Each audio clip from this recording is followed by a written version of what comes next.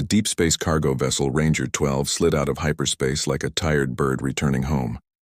Its hull was scratched and burned from long patrols. But inside the cabin sat a woman whose eyes were calm and sharp, Sergeant Mara Lynn, the new human security officer assigned to Station E9. She had seen many alien worlds in her service years, but E9 was different. It floated alone near the edge of the Vega Belt, far from human colonies. Officially, it was a research hub. Unofficially, people whispered that strange things lived inside its metal walls. As the transport aligned with the station's docking ring, Mara looked out the window. Through the thick glass, she could see thousands of small lights glowing on the station's surface like fireflies. The shape of E9 was massive, 2 spinning rings around a central tower. It looked peaceful from a distance, but even then, something about it felt alive. Her communicator buzzed. "Sergeant Lynn, this is Control. Prepare for entry inspection. Welcome to Station E9. "Copy that," Mara replied softly. Her voice was steady, but her fingers drummed against her knee. She didn't like being the new one, especially not here. The first step inside. The air hissed when the docking ramp lowered. A rush of cold metallic wind hit her face. The smell of ozone filled her lungs. She stepped onto the steel floor, her boots echoing down the long corridor. Around her, a few aliens turned to look, some tall and scaled, others short and covered in feathers. Their stares weren't hostile, just curious. Humans were still rare in this sector. A voice called from the side, "You must be the new guard." Mara turned to see Officer Tren, a reptilian creature with green-gray scales and a long tail that flicked behind him. He wore a silver badge like hers, though his armor was old and dented. His wide golden eyes blinked twice. "Welcome to the cage," he said with a grin that showed too many teeth. "Station E9, home of the Orlans and all the trouble that comes with them." "Orlans?" Mara asked, setting her bag down. Tren chuckled. "You'll see. Everyone sees them eventually." He turned and began walking down the corridor. She followed, trying to ignore the way the station lights flickered overhead, as if reacting to their steps. The whispers of the station. They passed through several sections, dormitory blocks, labs, hangars. Everything seemed normal on the surface, but the deeper they went, the quieter it became. The air itself felt heavier. Tren stopped beside a window that looked down into an open atrium. "Down there," he said, pointing. Mara leaned closer. On the floor below, she saw them, small glowing creatures running and playing. They looked like cubs, maybe half a meter tall, covered in shimmering fur that reflected the station's blue light. Their eyes were bright silver like tiny moons. "Those are the Orlan cubs," Tren said quietly. "Station mascots, you could say. Nobody knows where they came from. They just appeared one cycle right after the old reactor failed." "They look harmless," Mara said. "They are, most of the time." He looked at her meaningfully. "Until they choose." "Choose what?" Tren's smile faded.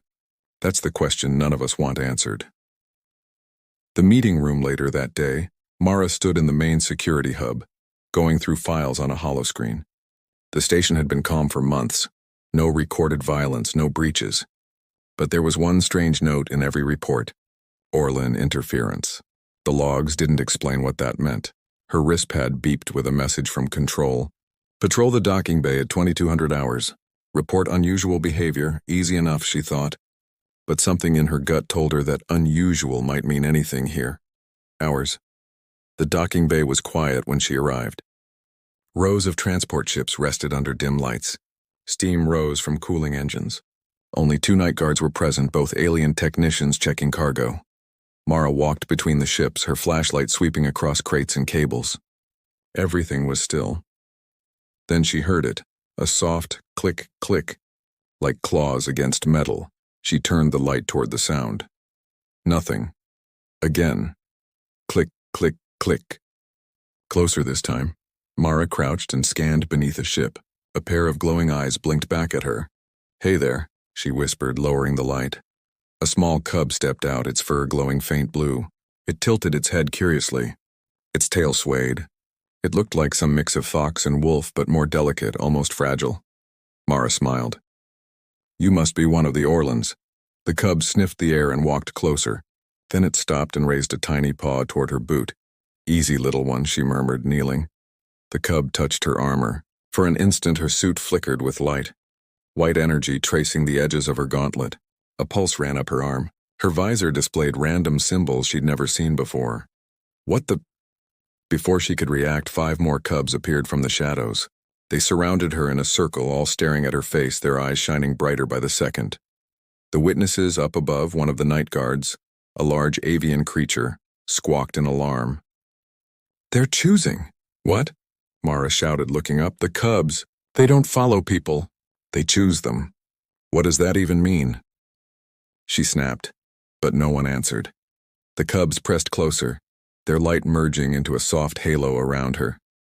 The air vibrated with a strange hum. Then, as suddenly as it began, it stopped. Silence. All 12 cubs sat down around her feet, waiting. Mara exhaled slowly. "Okay, I guess I've been chosen?" Her radio crackled to life with Tren's panicked voice. "Mara, step away from them. Right now!" "I don't think they're dangerous. You don't understand," Tren hissed. "If they've chosen you, something's coming. Something we can't stop." The warning before she could reply, the entire docking bay shook. Alarms blared.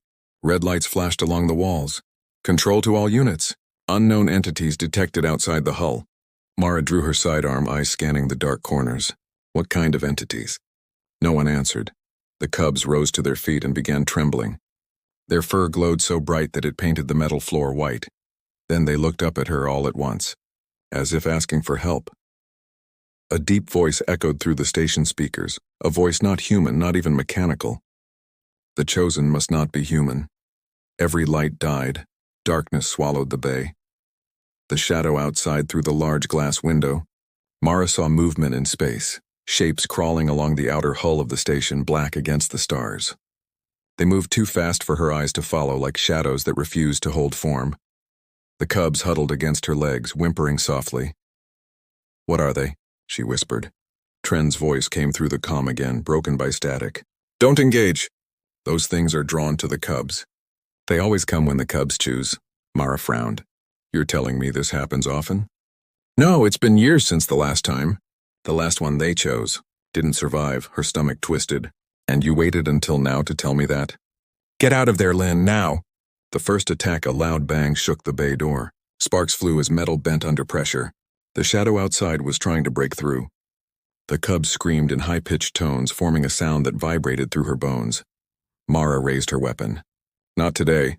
The door split open and a mass of black mist flooded in. It wasn't solid. It moved like liquid smoke, twisting and forming half-shapes of claws and teeth. The cubs darted behind Mara. Instinct took over. She fired into the darkness. Blue plasma bolts flashed, but the shots passed through harmlessly. "Tren! I need backup." No response. Then, from within the mist, a deep whisper rolled out. "Give us the cubs, human. They are not yours." Mara stepped forward, heart pounding. "Then come and take them." The mist lunged, her visor lit up again, symbols dancing across it. The same light that had pulsed from the cubs now wrapped around her body like a shield. The black tendrils hit the energy field and burned away in bursts of white fire. The mist recoiled, screaming without a mouth. Mara blinked in shock. What the hell was that? The cubs looked up at her again, their eyes calm now. One of them spoke. Its voice echoed through her comms even though its mouth didn't move. "They can't touch you. You are chosen." The aftermath. The mist retreated through the breach, leaving only silence behind. Emergency shutters slammed down, sealing the damaged section. Mara stood there panting, surrounded by the glowing cubs. Her weapon was shaking in her hand. She holstered it and knelt beside them. "Okay," she whispered. "You're going to tell me what that was." But the cubs only pressed closer, resting their small heads against her knees, as if trusting her completely. The lights flickered back to life. Security teams rushed in, led by Officer Tren. He froze when he saw the scene. Mara kneeling, the cubs glowing faintly around her like an ancient symbol. "It's true," he breathed. "They chose a human again." Mara stood up slowly. "You're going to explain this now." Tren hesitated. "You won't believe me." "Try me," he sighed, glancing at the cubs. "They're not animals. They're guardians. Every few decades, they choose one being to bond with. Someone who can protect them from what hunts them. The last chosen died saving the station, and now, it's you," Mara frowned. "Why me?" Tren looked away. "Because the cubs don't follow orders. They follow hearts. The final moment of Part 1A's, Mara walked back toward her quarters. The cubs trailed behind her in silence. Every crew member stopped to watch. Some bowed, others whispered prayers. It was clear, something ancient was happening again. When she reached her room, she found a message blinking on her console. It had no sender ID, just one line of text. If the cubs have chosen you, the war will find you next. The alarms of Station E9 had been silent for hours, but the silence didn't feel safe. It felt like the air itself was holding its breath. Mara Lynn sat on the edge of her bunk, helmet off, eyes half closed. Around her, the 12 Orlan cubs slept in a loose circle, their glowing fur filling the room with soft blue light. It reminded her of Earth's moonlight, gentle, quiet, yet full of unseen energy. She still couldn't believe what had happened. Those shadow creatures, the black mist that screamed without sound, the energy shield that saved her. It made no sense. But one thing was clear, the cubs had chosen her. And now, somehow, they were bound. The message that shouldn't exist, her console, blinked again. They will come when the next orbit begins. Protect the Orlans or the station dies. No sender. No code, no trace. Mara exhaled slowly. Protect them, huh? From what? One of the cubs stirred and looked up. Its voice, calm and young, echoed in her comm implant. From the ones who made us. Mara's blood ran cold. You can talk? The cub blinked. Not talk, remember. The others woke, stretching and yawning like small animals. Their eyes shone in rhythm, light pulsing across the floor. Mara leaned closer. Then tell me, little one, what do you remember? The cub lowered its head. Pain, fire, running, we escaped. But they always find us again. Security briefing later that cycle, Mara entered the main command deck. Officer Tren and Captain Velra were already there. Velra, a tall insectoid alien with translucent armor, tapped the holoscreen showing damage reports. Tren nodded toward her. So the hero of the night finally joins us. I'm no hero, Mara replied. I was just lucky. Luck doesn't repel shadow creatures. Velra's voice clicked like metal on stone. Whatever energy burst came from your suit saved the entire bay. It wasn't human tech. Mara crossed her arms. Then what was it? Tren exchanged a glance with the captain. The Orlans, he said finally. They shared something with you, part of their code, their energy. It's rare, ancient, Mara frowned. You talk like they're machines. They're not, Tren said. They're living tech. Biomechanical beings created during the First Frontier War centuries ago. Nobody remembers who built them. But every few decades, they choose a protector. Always someone. Different. Mara's jaw tightened. And what happens to that protector? Velra's wings clicked once. They die, but the station survives. Silence filled the room. Mara looked at the hologram again. Static lines forming shapes that looked eerily like the mist she'd fought. Then we make sure that doesn't happen again. The observation deck that night, Mara couldn't sleep. The cubs followed her everywhere now. Even when she tried to leave them behind, they appeared in the next corridor before she reached the end. When she stepped onto the observation deck, the stars outside looked close enough to touch. The station lights reflected off the glass, and beyond that, darkness. But something in that darkness shimmered. Shapes faint but moving. Beautiful, aren't they? Said a voice behind her. Mara turned. It was Dr. Harrow, the station's xenobiologist, a small pale alien with thin tendrils for hair. Depends, Mara said. I've seen too many things hiding in beauty. Harrow smiled faintly. You speak like someone who's been chosen before. What do you mean? He stepped beside her. I studied the Orlans for years. They bond through emotion, not command. When they choose someone, it's not random. They look for balance, a protector with both strength and sorrow. You fit that perfectly. Mara looked away. I didn't ask for any of this. No one ever does, Harrow whispered. But they always come to those who carry pain. She didn't answer. But deep inside, the words hit something she'd buried long ago. The memory of the colony fire, her younger sister's scream, the guilt that had never left. The first vision when Mara returned to her quarters, the cubs were restless. They paced, their fur flashing in strange colors, blue to gold, gold to red. What's wrong? She asked. The smallest cub looked up. They are near. Who? Before she could blink, light exploded across her room. She wasn't standing in metal anymore. She was in a wide desert, sky cracked with lightning, mountains burning at the horizon. She looked around, heart racing. Where am I? The cubs stood beside her, glowing like lanterns. Inside our memory, they said together. This is where we were made. She saw figures working in the distance, tall beings of light and metal, shaping cubs from raw energy. Then another group arrived, dark and hungry, consuming the creators in a flood of black smoke. Those are the shadows? She asked. Yes, the ones who built us became what they feared. They wanted immortality. They made us as keys. Now they hunt us to unlock their own end. The vision trembled, cracking apart. A whisper echoed through the air. Bring the chosen to the gate, the war must begin again. Mara gasped and dropped to her knees. The room returned to normal. Her heart pounded. Sweat trickled down her face. She wasn't dreaming. The debate hours later, Mara stood before the station council. The cubs stayed near her feet, silent and glowing. They're not just creatures, Mara said firmly. They're carrying something ancient inside them. Something those shadows want. Velra folded her insect wings. Then we should send them away. Send them where?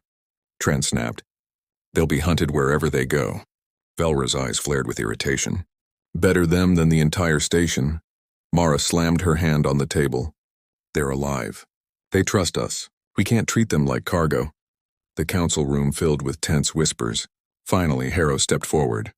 If we can find what the gate is, we might stop this. The Orlan's memory shows a place. Maybe it still exists. Mara nodded. Then I'll find it. Velra stared at her. You'd go into the belt alone?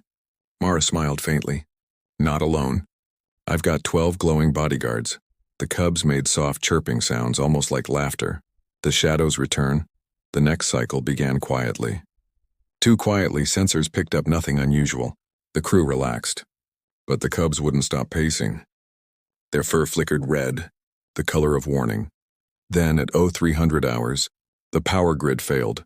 Every light on the station went out. A thick shadow crept through the corridors, dense, cold, humming with whispers. The cameras showed nothing but static.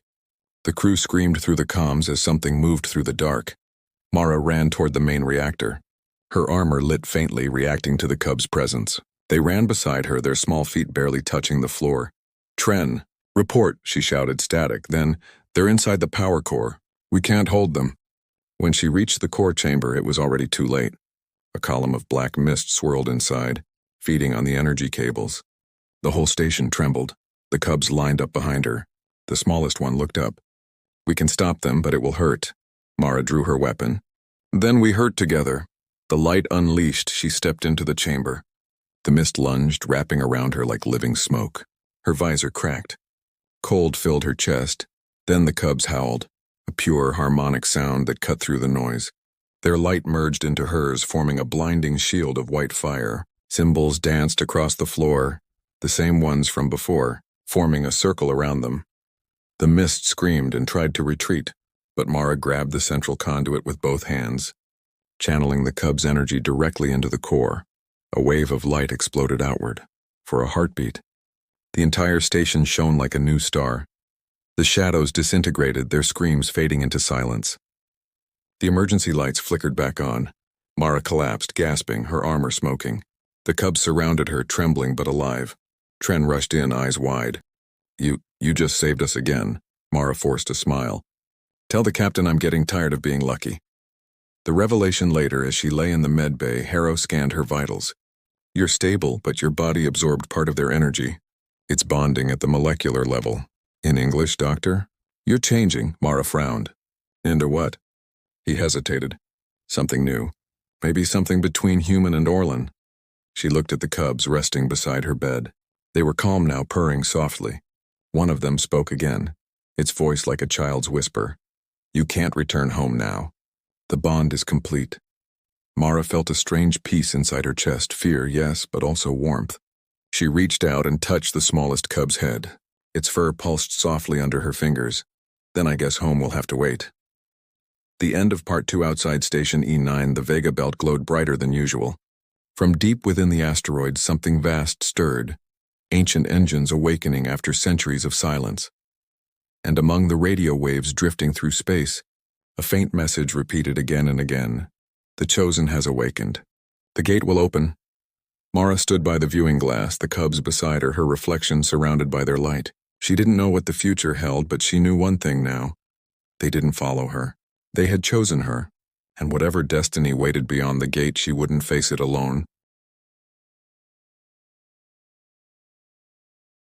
The stars of the Vega belt burned brighter than usual that week, but inside Station E9 no one noticed. The crew whispered about the human who had survived 2 shadow attacks. They spoke her name with awe and fear. Sergeant Mara Lynn, the human chosen by the Orlan Cubs. Since that night, she hadn't slept properly. Every time she closed her eyes, she saw the same vision. A vast field of broken metal and dying suns, and a gate of light standing alone in the darkness, calling to her. The restless night Mara sat in the quiet observation chamber staring at the stars. Around her, the 12 cubs rested, their blue light glowing softly like candles. She had grown used to their warmth. They followed her everywhere, no longer as guards, but as family. She whispered, "What are you showing me?" "Why do I keep seeing that place?" The smallest cub raised its head. Its silver eyes reflected her face like a mirror. "Because that is where it began," it said softly, "and where it must end." Mara sighed. "The gate, right? The one in your memories." "Yes, it sleeps beyond the belt. When it wakes, so do they." Mara turned back to the window. "Then I guess we're not waiting for them this time." She stood, shoulders heavy with determination. "We go first." The cubs looked at one another and one by one nodded. Mission Launch Captain Velra was against it. "You want to fly into the Vega belt? It's suicide. No one returns from there." Mara's voice was calm. "Then we'll make history." Tren slammed his clawed hand on the table. "You're talking about flying into the region where the Orlans were created. Even their own creators couldn't survive that." Mara leaned forward, eyes steady. "The shadows are coming, Captain. You saw what they did to the reactor. Next time we won't be lucky. If the key to stopping them is in that gate, I'm finding it." Velra's antennae twitched. "And the cubs?" "They're not coming with me," Mara lied. "I'll go alone." But the cubs, listening from outside the door, already knew the truth. Departure. The next morning, the hangar bay glowed with launch lights. Mara suited up in reinforced armor, her helmet visor flickering with faint blue lines, the mark of the Orlan bond. When she climbed into the shuttle, she found the cubs already waiting inside. Sitting neatly between the seats, she shook her head, smiling. "You never listen, do you?" The smallest one tilted its head. "We don't follow. We choose," Mara laughed quietly. "Yeah, I remember." The engines roared. The shuttle rose, breaking away from Station E9. The stars stretched into thin white lines as they entered the Vega belt. A storm of dust, light and ghosts. The belt of echoes inside the belt. Everything shimmered like a dream. Pieces of broken ships drifted by, glowing faintly. The air itself, if there could be air in space, seemed to hum with a low vibration. Mara tightened her grip on the controls. Sensors are useless. Visibility's near zero. One cub climbed onto the console, its fur glowing gold.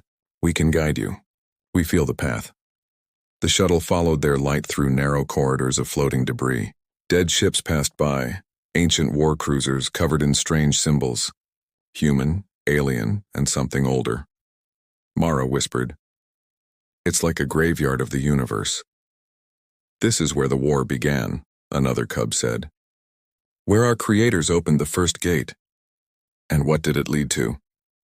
"The other side of life," Mara frowned. "That's not comforting. It wasn't meant to be." The gate hours later, the belt parted like a curtain. Before them floated something massive, a circular structure, miles wide, shining with 1,000 beams of golden light. Its center was hollow, filled with swirling mist that looked both alive and endless. Mara's breath caught. The gate of light. Her sensors overloaded instantly. Every reading screamed impossibility. The gate wasn't just energy. It was time, memory, and life itself. All tangled together, the cubs began to hum, their voices blending into a melody that vibrated the entire shuttle. "It remembers us," they said, "and it remembers you." "Me?" Mara whispered. "Why me?" "Because humans were there too," her eyes widened. "What?" "Your kind helped build the first gate, before your species forgot. You were our hands, our hearts." Mara stared at them in silence, disbelief mixing with awe. Humanity, part of something this ancient. It didn't seem possible, but the gate's light began to shift, glowing brighter as the shuttle approached. The mist within started moving, forming shapes, and then came the voice. "Return the Orlans. The cycle must complete." The shadows had found them, the ambush. The darkness appeared like smoke rising from the gate itself. Tendrils of black mist shot out, wrapping around broken debris and forming twisted shapes, half alive, half void. Mara grabbed the controls. "Brace!" The shuttle spun, barely dodging a shadow spike. The cubs cried out in unison, their lights flashing white. "Hold on!" she shouted. "We're not dying here!" She dove the shuttle toward the gate, weaving through floating wreckage. Plasma bolts from the ship's cannons tore through the dark mist, but it was endless. For every shadow she destroyed, 3 more emerged. Then in the chaos, the smallest cub leapt onto her arm. Its eyes blazed white. "You can't fight them, Mara. You must open the gate." "What happens if I do?" "We end the cycle, or we die trying." The decision. The control screen flashed warnings. Core overload. Shield failure. Hull integrity at 9%. Mara gritted her teeth. "If this is a trap, I'll haunt you, little one." She steered the shuttle straight into the gate. The ship screamed as light consumed it. For a moment, she thought she was dead. Then silence. When she opened her eyes, she was standing, not in the cockpit, not anywhere physical, but inside a vast field of glowing sand. The cub stood beside her. The air shimmered with whispers. A tall figure emerged, human-shaped but made of energy. "You have come, Chosen. You carry both bloodlines and flesh and code. You can end what we began." Mara stepped forward cautiously. "Who are you?" "We were the builders, the ones who made the Orlans. We created them to guard the gate from what waits beyond, but our greed corrupted us. We became the shadows." Mara's fists clenched. "So this war is your fault?" "Yes, and now only you, bonded by their light, and can close the gate forever. But it will cost you everything." The cubs looked at her silently. They knew what that meant. She looked down at them, her little glowing companions, and smiled sadly. "I guess this is why you chose me." The smallest cub nodded. "Because you would choose us." The sacrifice. Mara raised her hand. The Orlan symbols on her armor flared bright gold. The gate responded, its light intensifying. The shadows screamed from the edges of reality, trying to break through. The cubs joined her side, linking their light with hers. The energy burned through her veins, almost unbearable. Her voice trembled but stayed firm. "Let this end," she whispered. The gate pulsed once, twice, then exploded in a storm of white radiance. The shadows shrieked, dissolving into nothing. The belt itself shook as centuries of trapped energy finally released. The gate began to collapse, not destroyed, but sealed like a wound closing at last. As the light faded, the cubs turned toward Mara, their voices faint now. "You freed us," she smiled weakly. "No, you freed me." Her vision blurred. The last thing she saw was the cubs glowing brighter, merging into beams of pure light that wrapped around her body. Then, silence. Epilogue. The new dawn weeks later, Station E9 received a signal. A human shuttle had reappeared on the outer rim of the belt, damaged but intact. When rescue teams arrived, they found no crew. Only one thing, 12 spheres of glowing crystal floating around the cockpit, humming softly in unison. And in the pilot seat, a single message burned into the metal. "They didn't follow me. They chose, and I chose them." The spheres pulsed once, and then drifted into space, scattering like stars, their light joining the endless sky. From that day, whenever someone in deep space saw a faint blue glow following their ship, they whispered the legend of the human who closed the gate, and the 12 Orlan cubs who chose her heart over their destiny.